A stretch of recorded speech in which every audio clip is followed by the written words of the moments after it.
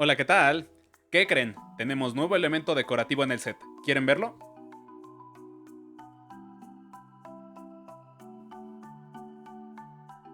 Está bien genial. Así es, en estos días mi padre me regaló esta máscara de la auténtica y original Elia Park, y los que más o menos sabrán de lucha libre entenderán quién es este personaje, cuál es su historia y el significado de su máscara. Muchas gracias, jefe, te amo mucho, está fantástica. Y es por esto que dije, vamos a traerla directamente al set a ver qué tal se ve.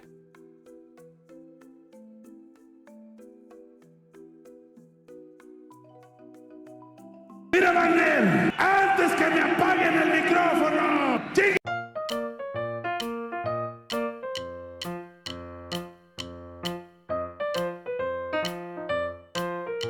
Esperen, no podemos decir eso aquí porque nos van a desmonetizar el canal. Sea como sea, creo que es precisamente un adorno muy adecuado para la etapa en la que estamos y que precisamente tiene un gran simbolismo para nosotros. Vamos a darle un uso al Kylo Ren.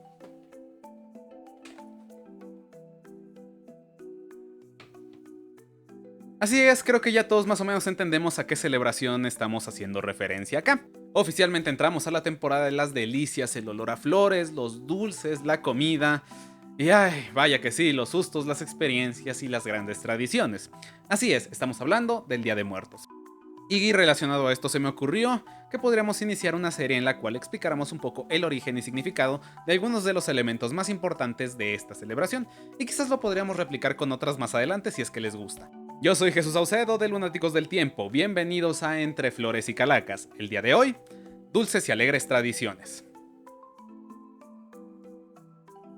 Si hay algo que disfrutamos mucho de cualquier celebración es la comida, y precisamente relacionado con el Día de Muertos hay un platillo muy particular cuya historia es por demás interesante, y es precisamente el muy conocido pan de muerto. Sobre el origen de este platillo hay diferentes versiones, sin embargo, sea la que sea, todo parece indicar que es un producto más del mestizaje entre las culturas prehispánicas y los españoles durante la época de la colonia. Según la primera versión, ya existían algunos productos hechos a base de maíz de preparación exclusiva para celebraciones relacionadas con los difuntos. Inclusive suena el nombre del papalotlaxcali, o pan de mariposa, una especie de tortilla hecha de maíz, amaranto y miel que algunos pueblos originarios preparaban con motivos rituales e inclusive le daban forma de huesos o de figuras esqueléticas. Otra de las versiones hace referencia a que, en honor a diferentes deidades, incluidas las relacionadas a conceptos como la muerte, los mexicas realizaban sacrificios humanos y los corazones de sus víctimas, por lo general doncellas, eran espolvoreados en granos de amaranto. El sacerdote les metía un gran mordisco y se ofrecía finalmente a sus dioses. Esto fue visto con consternación por los españoles, quienes buscaron acabar de inmediato con estas tradiciones, incluyendo poco a poco elementos como panes en forma de corazón decorados con azúcar, algunas veces coloreada con un pigmento rojizo. Ahora, hablando de tradiciones españolas, resulta que durante las celebraciones del 1 y 2 de noviembre, dedicadas para recordar a los muertos, desde mucho antes de llegar a este continente, ya se preparaba un pan especial conocido como el pan de ánimas, que se bendecía en esas fechas, y formaba parte de los altares tradicionales. Por supuesto que con la llegada de elementos como el trigo, la levadura, las mantecas animales, el azúcar, algunas especias y frutos durante la colonia, y con la expresa intención de acabar con las viejas tradiciones que consideraban grotescas y pecaminosas e imponer las que ellos ya conocían entre la población indígena, los panes con motivos rituales comenzaron a ganar importancia, y con el pasar de los años, según la región de la que hablemos, se empezó a definir la forma y significado de sus elementos. Hablando del pan de muerto más conocido, se le ha atribuido varios significados, los cuales son estos. Para empezar, el pan es circular debido a que representa el ciclo interminable de la vida y la muerte. La esencia de azar que algunos panaderos agregan es una especie de homenaje a los muertos. Las figuritas largas y abultadas son representaciones de huesos y, según algunos, lágrimas de los dolientes. Y la bolita que está en el medio representa un cráneo o un corazón. Como ya dijimos, hay muchísimos estilos para preparar este delicioso platillo. De hecho, yo en su momento también tuve mi propia versión, que no puedo decir que era una receta original porque se basa en recetas de otros panes tradicionales, pero sea como sea, se los voy a compartir en la descripción del video. De momento solo les puedo anticipar que tiene ingredientes sumamente comunes y corrientes, como lo pueden ser la harina, la ralladura de naranja, el azúcar, la levadura, la mantequilla, pero le agrega un elemento muy particular que estoy seguro les gustará muchísimo. Así es, la famosísima bebida de los dioses, el pulque. Aprovechenlo, no se van a arrepentir, háganla, queda muy rico todo esto. Y quizás les convenga más que comprarlo, la neta es que están bien caros. ¿Y qué creen? Bien feos. Yo lo compré en una panadería de esas industriales que todos conocemos y está espantoso. Y 25 varos un panecito así. Ahora, creo que más allá de la versión de pan de muerto que estemos acostumbrados a disfrutar, queda claro que no podemos vivir la experiencia completa si no es acompañándolo con una bebida por demás deliciosa y cuya historia está cargada de bastante tradición. Yo sé que ustedes saben de qué elemento estamos hablando. Así es, el delicioso chocolate. Hablar de esta bebida es muy interesante y precisamente su historia va ligada a su elemento principal, el cacao. El cacao es la semilla de un árbol que lleva el mismo nombre y crece en estas vainas enormes.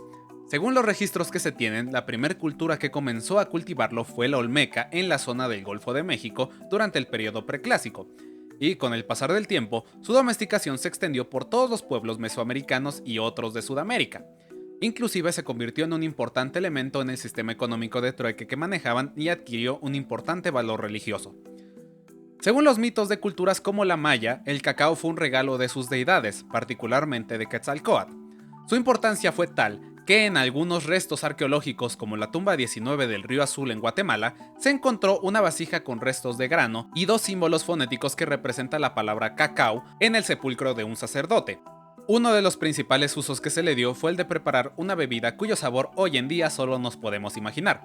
Se molía varias veces el grano tostado del cacao, se mezclaba con granos de maíz y se agregaba al agua. Aparte, se le añadían otros ingredientes muy variados, entre los que podemos encontrar chile, que aparte le daba un muy vistoso color rojizo, algunos tipos de vainillas y según algunas fuentes, se podía endulzar con miel. Hernán Cortés fue uno de los primeros europeos en probar esta bebida cuando Moctezuma lo invitó a un banquete. Precisamente, los mexicas lo llamaban techocolatl, y de ahí viene el nombre con el que lo conocemos ahora. Durante la época de la colonia, esta bebida se vio modificada gracias a la introducción de diferentes ingredientes y diversas técnicas, siendo el más importante el uso de la leche y el azúcar. El consumo de chocolate durante la época de la colonia se disparó tanto que podemos hablar directamente de una fiebre por esta bebida. Y no los culpamos, y es que además de ser bastante deliciosa, por la cantidad de ingredientes que tiene, nos mantiene bastante despiertos y nos produce endorfinas que nos hacen sentir felices todo el tiempo. Por eso es que podemos decir que no es de a gratis que en algunas producciones cada vez que muestran a alguien bastante deprimido, está consumiendo algún producto derivado del chocolate. O en otros casos, este mismo se comparte a alguien que necesita energías, como lo hacía el profesor Lupin. ¿Quieren un plus para seguir amando esta bebida? Pues se sabe que el cacao contiene antioxidantes y flavonoides que nos permiten mejorar la memoria e inclusive se cree combaten al Alzheimer. Pero hay ciertas advertencias que hay que tomar en consideración. Siempre será menester aclarar que tristemente en la actualidad muchos productos que se etiquetan como chocolate han perdido sus propiedades, porque o contienen pocas cantidades de cacao o directamente no tienen nada. Por ende, siempre será recomendable consumir el que tenga mayor volumen o directamente prepararlo por nuestra cuenta con cocoa natural.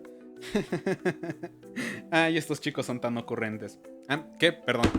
Disculpen ustedes, es que estaba revisando las calaveritas literarias que mis alumnos me compartieron el día de hoy.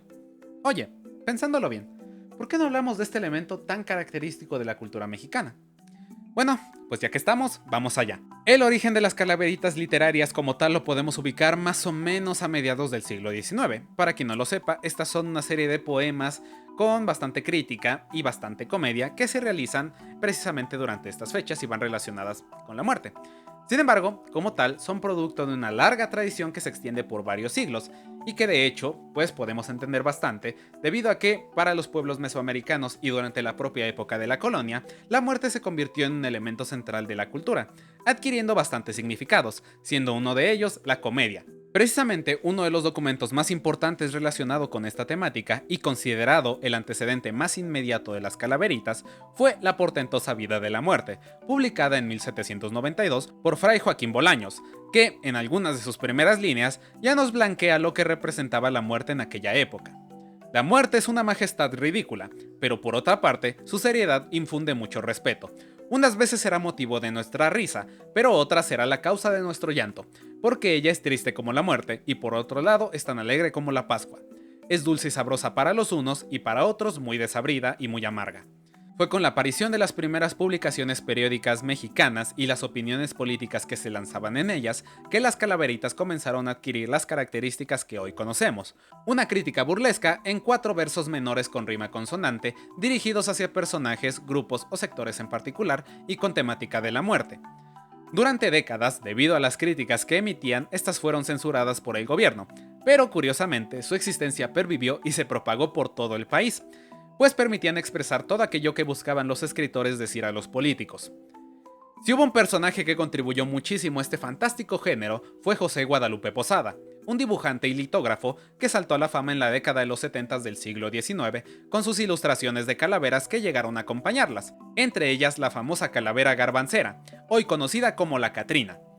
Con el pasar de los años, este género fue evolucionando y se adaptó a los nuevos tiempos, razón por la cual hoy día sigue teniendo bastante labor como mecanismo o medio de crítica.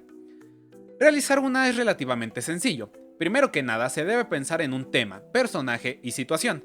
Después considerar la estructura que las calaveritas tienen. Recordemos que son poemas breves de 4 estrofas de 4 versos cada uno.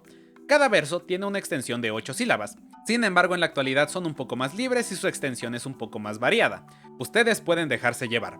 Eso sí, algo fundamental en todas es que deben rimar y que la ironía, el humor, la crítica y la propia muerte deben estar muy presentes. Por lo que puedes crear una situación chistosa en la que el personaje a criticar pueda verse inmiscuido y cómo reaccionaría según sus características. Les mostraría una, pero no se me ocurre nada en este momento. Y si les muestro alguna de las que me compartieron, mis alumnos me van a reclamar y otros automáticamente pensarán que estoy del lado de alguien. Así que mejor para no ser funado no me arriesgo. A menos que...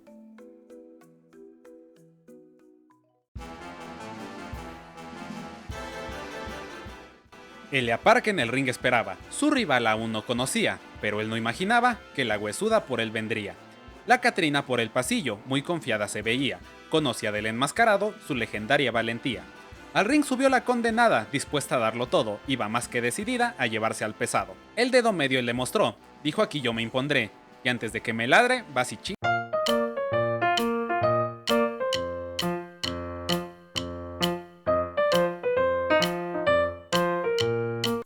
Bueno, ustedes entienden la idea. Ejemplos como estos hay muchísimos en internet, y sé que les van a gustar. De igual forma, hay varias guías que sé que les pueden servir y que con mucho gusto les voy a compartir, para que ustedes también saquen unas cuantas risas, se diviertan y mantengamos viva esta maravillosa tradición. Bueno, esto es todo por el día de hoy. Si les está gustando esta clase de videos, por favor ayúdenme escribiendo en la cajita de los comentarios qué otro elemento del Día de Muertos les gustaría que analizáramos en otro trabajo. Y por supuesto, ¿qué celebración consideran ustedes meritoria para hacerle su propia serie? Sea como sea, yo soy Jesús Saucedo de Lunáticos del Tiempo. Pásensela bonito, coman mucho pan de muerto y tomen bastante chocolate. Yo voy a hacer lo mío. Hasta el próximo video, Lunáticos del Tiempo. Pues un poquito caro, pero vaya que está rico.